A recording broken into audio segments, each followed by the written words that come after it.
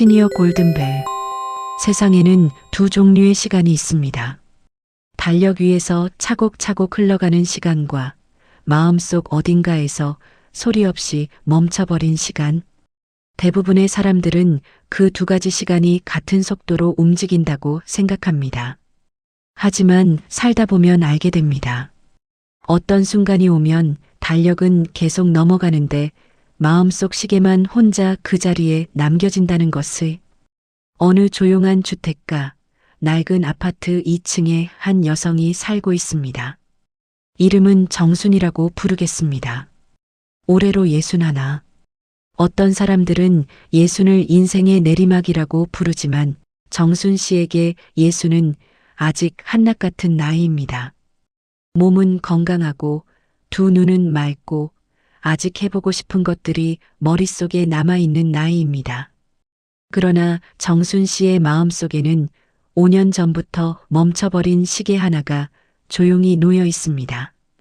2019년 11월의 어느 목요일, 하늘은 잔뜩 흐렸고 병원 복도는 형광등 불빛만 차갑게 빛나고 있었습니다. 하얀 가운을 입은 의사가 복도 끝에서 천천히 걸어왔습니다. 그 걸음걸이만 봐도 이미 알 수 있었습니다. 좋은 소식을 가지고 오는 발걸음이 아니라는 것을. 남편 이진수 씨는 그날 세상을 떠났습니다. 투석을 받은 지도 어느덧 3년이 넘어 있었습니다. 의료진도 가족도 어느 정도는 마음의 준비를 하고 있었습니다. 그러나 살면서 깨닫는 것이 있습니다. 머리로 준비한다고 해서 마음도 함께 준비되는 것은 아니라는 사실을. 삶은 우리가 계획하는 동안 일어나는 일들이다. 앨런 손더스. 그날 정순 씨는 병원 복도 의자에 한참을 앉아 있었습니다. 눈물도 나오지 않았고 비명도 나오지 않았습니다. 그냥 모든 것이 멈춰버린 것 같은 느낌이었습니다. 세상이 한순간 일시정지 버튼을 누른 것처럼. 집으로 돌아왔을 때 가장 먼저 느낀 것은 냄새가 아니었습니다. 소리였습니다. 정확히는 소리가 없다는 것. 언제나 켜져 있던 거실 TV 소리도, 남편이 낮잠을 자다 내던 낮고 규칙적인 숨소리도, 무언가를 혼자 중얼거리는 소리도, 그 모든 소리가 사라진 집은 전혀 낯선 곳처럼 느껴졌습니다. 20년 넘게 살아온 곳인데 그날 밤만큼은 처음 들어온 집처럼 낯설었습니다. 상실이 무엇인지 그날 밤 정순 씨는 처음으로 온몸으로 알았습니다. 그것은 슬픔이기 이전에 비어있음이었습니다. 오래도록 가득 채워져 있던 어떤 공간이 한순간에 텅 비어버린 느낌이었습니다. 그날 이후 5년이 지났습니다. 달력은 계속 넘어갔고 봄은 다시 왔다가 또 떠났고 그 사이 아파트 담장 밖 벚꽃은 5번 피고 졌습니다. 그러나 정순 씨의 마음속 어딘가에는 여전히 그 목요일 오후의 차가운 형광등 불빛이 남아 있습니다. 상실은 사라지는 것이 아닙니다. 그냥 아주 천천히 그것과 함께 살아가는 법을 배울 뿐입니다. 정순 씨는 지금도 그 연습을 하는 중입니다. 남편이 떠난 그 밤, 집이 완전히 텅 빈 것은 아니었습니다. 현관문을 열고 들어서자 안방 쪽에서 조심스러운 발소리가 들렸습니다. 작은 문이 열리고 가느다란 몸이 나왔습니다. 시어머니였습니다. 당시 81의 나이. 이제 5해가 더 지나 86이 되셨습니다. 아직 인지 능력은 또렷하시고 밥도 스스로 드시고 화장실도 혼자 다니십니다. 주변 사람들은 그것이 당연한 일인 양 이야기하지만 정순 씨는 압니다. 그 건강함이 그냥 주어진 것이 아니라는 것을. 5년 동안 곁에서 밥을 챙기고 약을 드리고 함께 걷고 함께 웃은 시간들이 쌓여서 만들어진 건강함이라는 것을. 그날 밤 시어머니는 아무 말도 하지 않았습니다. 그냥 정순 씨 앞에 서서 두 손을 꼭 잡았습니다. 마디가 굵고 거칠어진 두 손이었습니다. 평생 밭을 일구고 아이들을 키우고 집안을 건사해온 손이었습니다. 그 손의 온기가 그날 밤 정순 씨에게 가장 큰 위로가 되었습니다. 어떤 말보다도, 어떤 위로의 문장보다도 주변에서 말이 많았습니다. 동네 이웃도, 친정 동생도, 남편 친구의 아내도 하나같이 비슷한 말을 꺼냈습니다. 이제 홀가분하게 사셔야 한다고, 좋은 요양원을 알아봐 드리겠다고. 틀린 말이 아니었습니다. 오히려 현실적이고 합리적이고 어떤 면에서는 정순 씨를 걱정하는 마음에서 나온 말이기도 했습니다. 그러나 정순 씨는 조용히 고개를 저었습니다. 그 이유는 당장은 설명하기 어려운 것이었습니다. 논리로 정리되는 이유가 아니라 가슴 어딘가에서 느껴지는 어떤 감각 같은 것이었습니다. 그 감각이 무엇인지는 이야기를 계속 들으시다 보면 자연스럽게 알게 되실 겁니다. 상실의 고통은 때로 곁에 남아있는 사람의 소중함을 더 선명하게 만들어줍니다. 잃고 나서야 더 잘 보이는 것들이 세상에는 있습니다. 정순 씨는 그것을 그 힘든 방식으로 배웠습니다. 정순 씨가 이 집에 처음 발을 들인 것은 28살 가을이었습니다. 남편 이진수 씨와의 결혼은 소개로 만나 1년 반 만에 이루어졌습니다. 남편은 다정하고 말이 없는 사람이었습니다.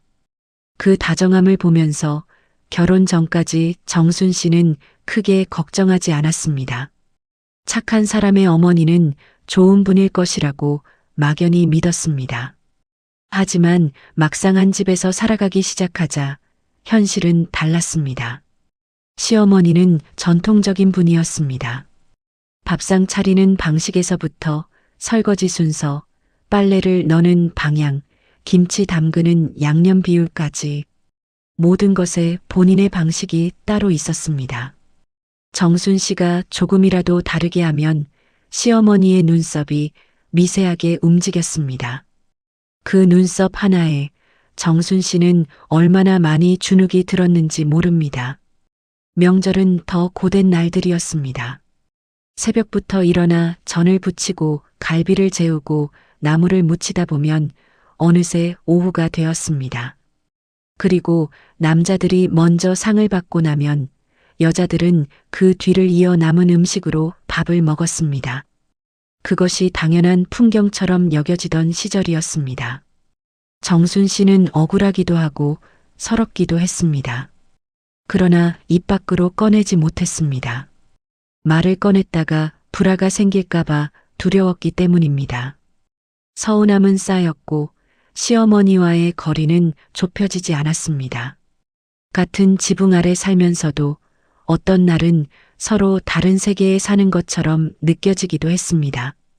가족이지만 편하지 않은 관계. 많은 집의 며느리와 시어머니가 공유하는 그 오래된 거리감이었습니다. 그러다 결혼 6년 차 첫 아이를 낳고 나서부터 조금씩 달라지기 시작했습니다. 시어머니는 손녀를 끔찍이 아꼈습니다.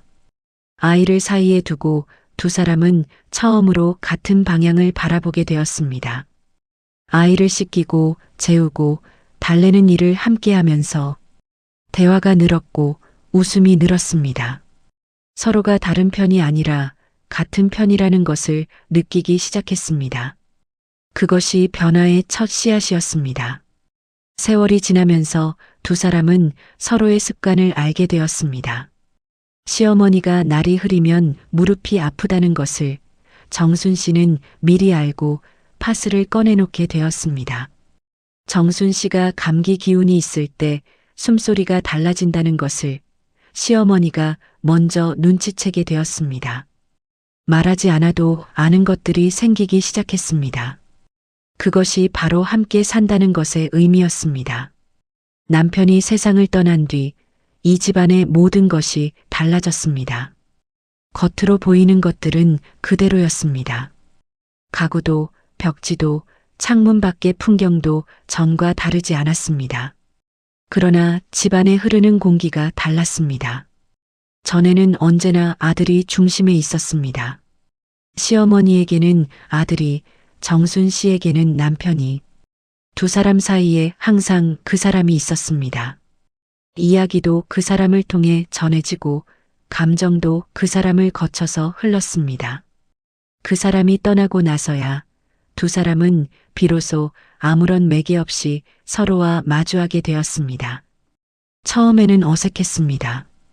오랜 시간 함께 살았지만 이렇게 단둘이 마주하는 것은 사실상 처음과 다름없었습니다. 식탁에 두 사람만 앉아 밥을 먹는 것도, 거실에 두 사람만 남아 TV를 보는 것도, 그 모든 것이 낯설었습니다. 그러나 시간이 지나면서 그 낯설음은 조금씩 다른 것으로 변해갔습니다. 남편이 떠나고 석 달이 지난 어느 날 밤이었습니다. 정순 씨가 부엌에서 늦은 설거지를 하고 있는데 시어머니가 슬리퍼를 끌며 들어왔습니다. 그리고 말없이 옆에 서서 설거지를 함께 하기 시작했습니다. 물소리만 흐르는 가운데 한참이 지나고 시어머니가 낮은 목소리로 말을 꺼냈습니다. 미안하다고 했습니다. 오래전부터 미안한 마음이 있었다고 했습니다.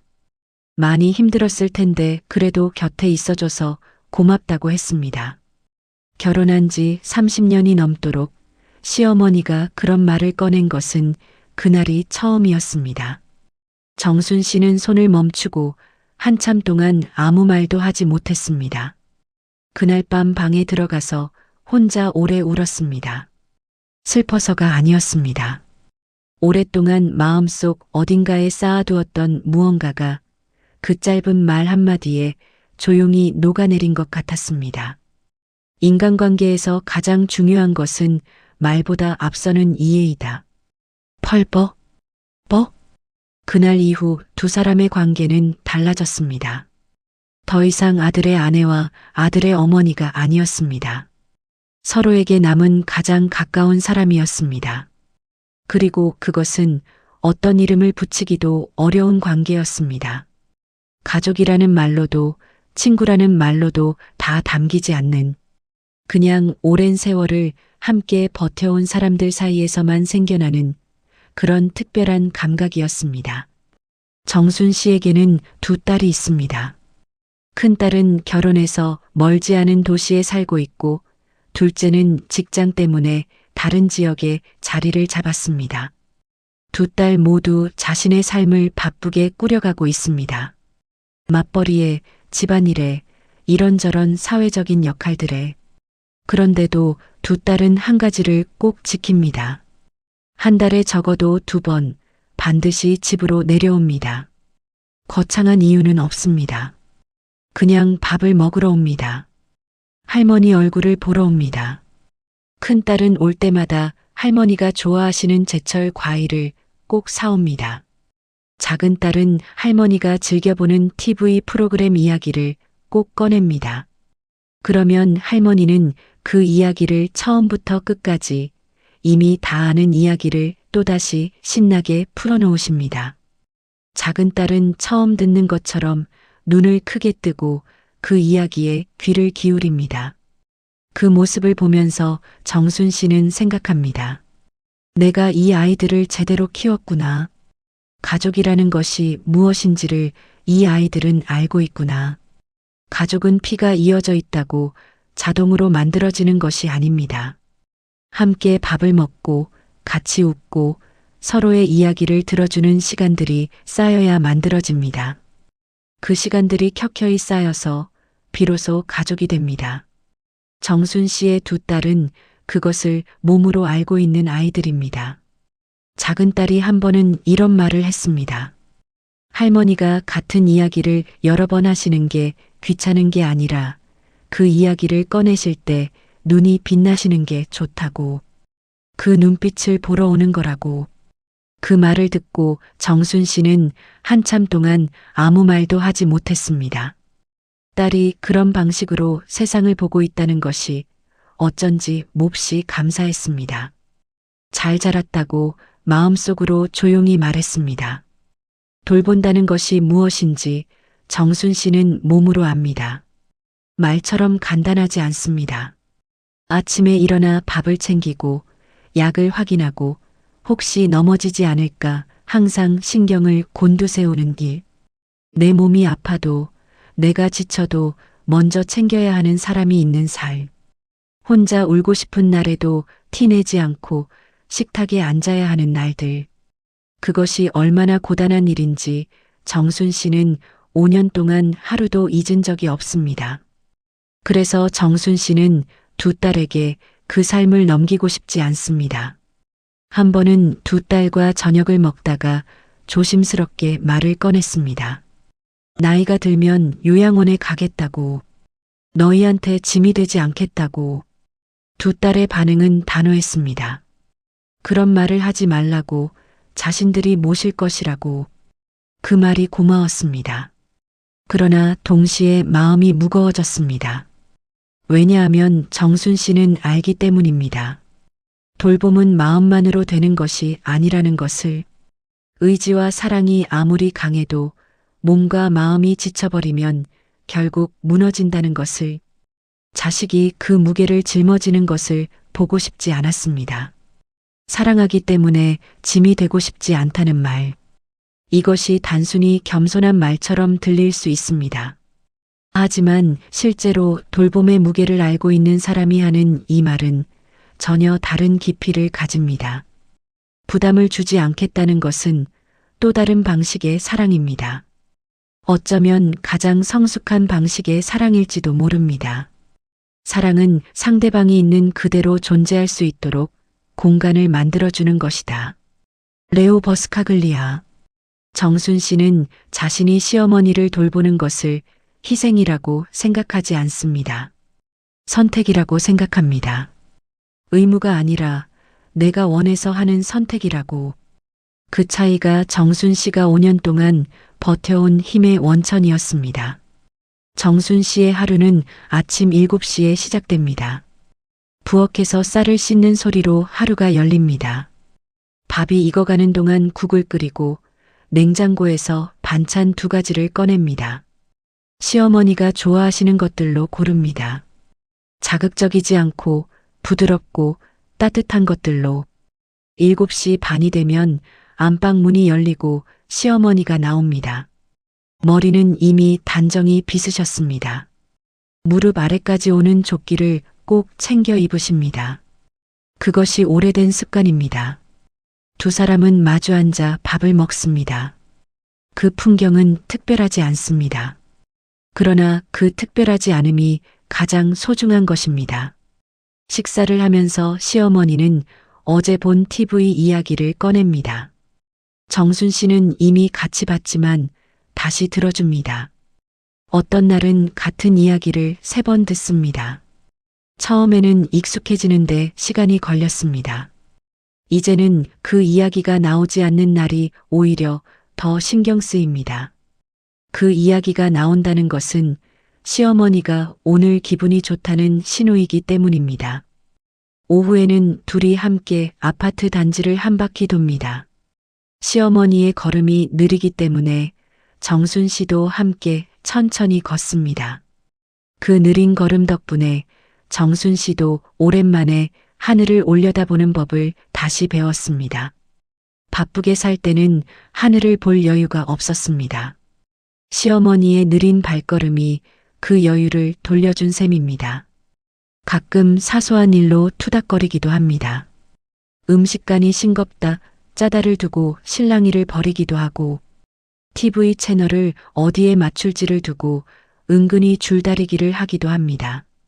그러다 곧 웃어버립니다. 그 투닥거림마저 이제는 정순 씨에게 하루의 일부입니다. 요즘 정순 씨는 시어머니를 이렇게 표현합니다. 세상에서 나를 가장 오래 알고 있는 친구라고. 그 표현이 참 어울린다고 이 이야기를 듣는 저도 생각합니다. 정순 씨의 삶을 이야기하면서 한 가지 더 솔직하게 꺼내야 할 부분이 있습니다.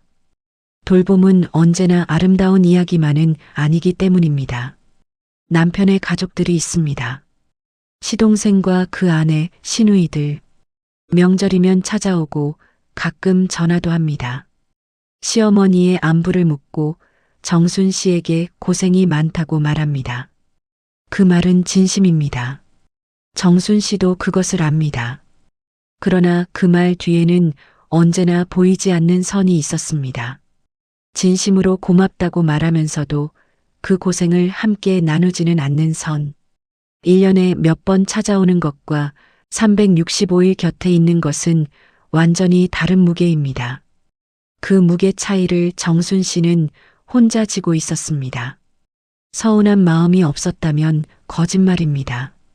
특히 몸이 지치고 마음이 무거운 날이면 그 서운함이 더 크게 느껴졌습니다. 왜 나만 이 무게를 짊어져야 하는가? 그 생각이 스칠 때면 정순 씨는 조용히 부엌으로 가서 물 한 잔을 마셨습니다. 그러나 정순 씨는 그 서운함에 오래 머물지 않으려 합니다. 누구에게나 자신의 삶이 있기 때문입니다. 자신의 사정이 있고 자신이 감당할 수 있는 무게가 있습니다. 그것을 이해하기로 한 것은 체념이 아닙니다. 자신의 선택에 온전히 집중하기 위한 결심입니다.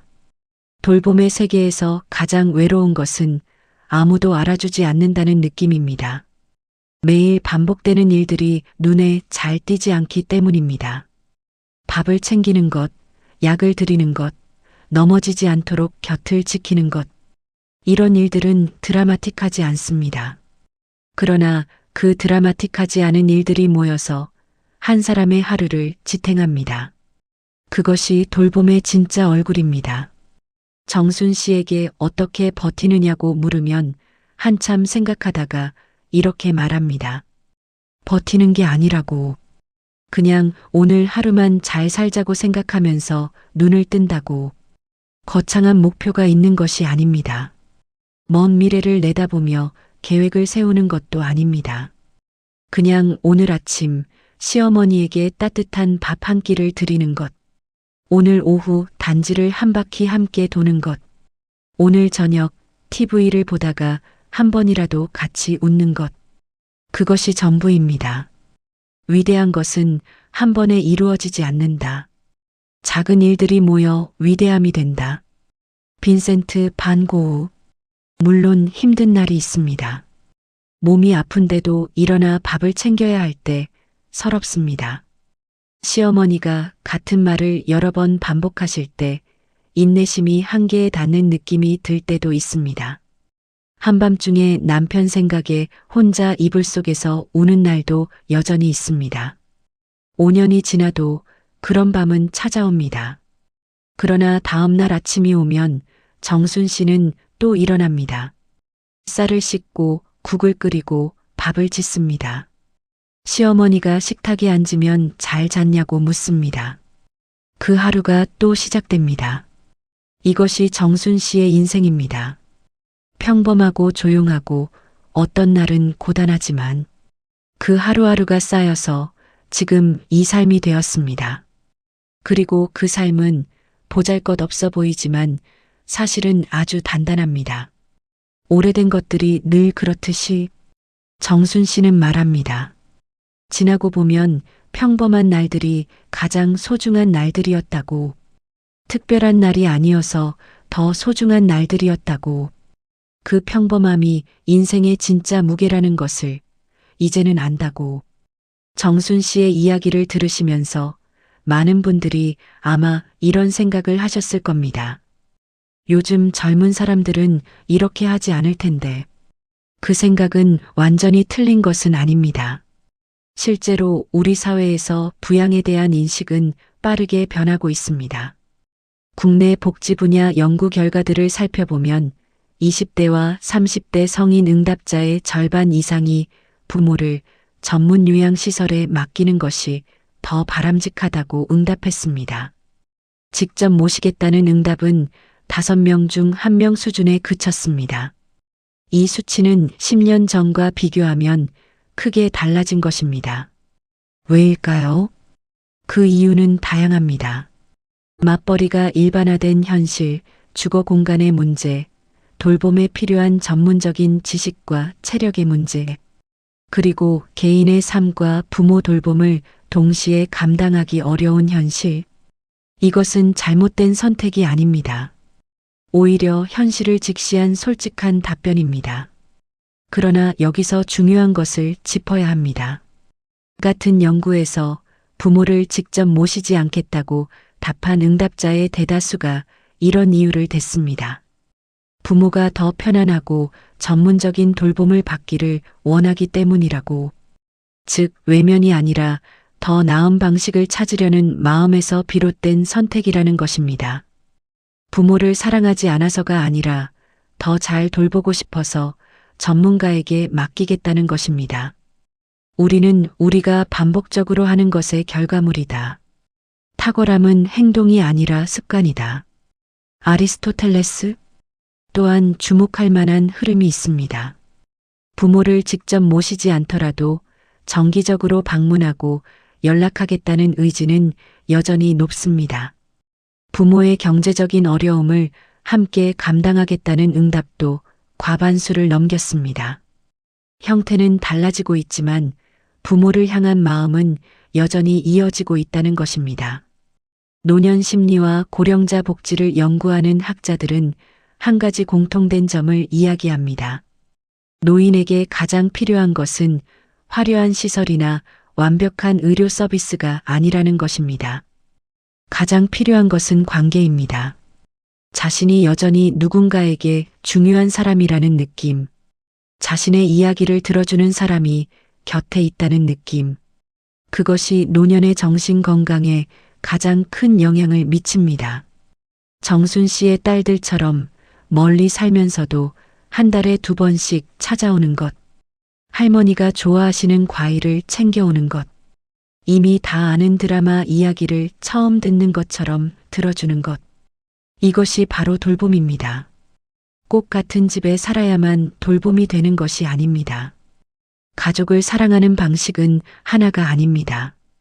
곁에서 매일 밥을 챙기는 것도 사랑이고, 먼 곳에서 한 달에 2번 찾아오는 것도 사랑이고, 일주일에 1번 전화해서 목소리를 확인하는 것도 사랑입니다.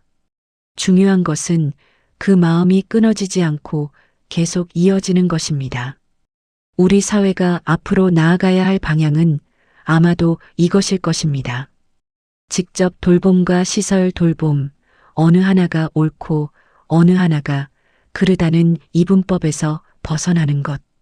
다양한 방식의 돌봄이 공존할 수 있는 사회 구조를 만드는 것.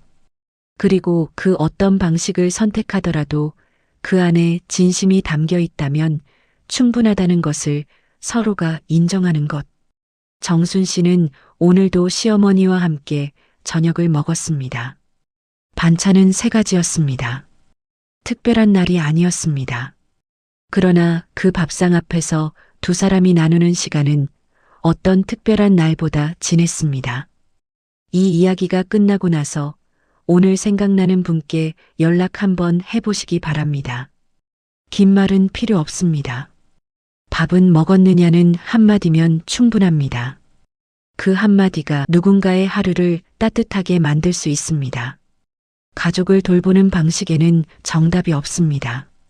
요양원이든 함께 사는 것이든 멀리서 자주 찾아오는 것이든 어떤 방식이든 그 안에 진심이 있다면 그것이 바로 사랑입니다. 그리고 그 사랑이 오늘도 이 세상 어딘가의 평범한 식탁을 지키고 있습니다. 정순 씨는 오늘 밤도 그 식탁 앞에 앉아 있습니다. 86의 시어머니와 함께 조용하고 평범하고 그래서 더 단단한 하루를 보내면서 오늘 이 이야기를 끝까지 들어주셔서 감사합니다. 정순 씨의 이야기는 특별한 이야기가 아닙니다. 우리 주변 어딘가에 있는 조용히 살아가는 수많은 사람들의 이야기입니다. 이름 없이 드라마틱하지 않게 그러나 아주 성실하게 하루를 살아가는 사람들. 어쩌면 그 이야기가 지금 이 글을 보고 계신 여러분의 이야기일 수도 있습니다. 아니면 여러분 곁에 누군가의 이야기일 수도 있습니다. 오늘 하루를 잘 살자. 그 하루가 쌓이면 인생이 됩니다. 그리고 그 인생은 생각보다 훨씬 아름답습니다. 당신은 오늘도 정말 정말 수고하셨습니다. 그리고 이 영상이 조금이나마 위로가 되셨다면 구독과 좋아요 부탁드립니다. 오늘도 시니어 골든벨과 함께 해주셔서 감사합니다. 다음 이야기에서 또 뵙겠습니다. 감사합니다. 시니어에 의한, 시니어를 위한 이야기. 시니어 골든벨.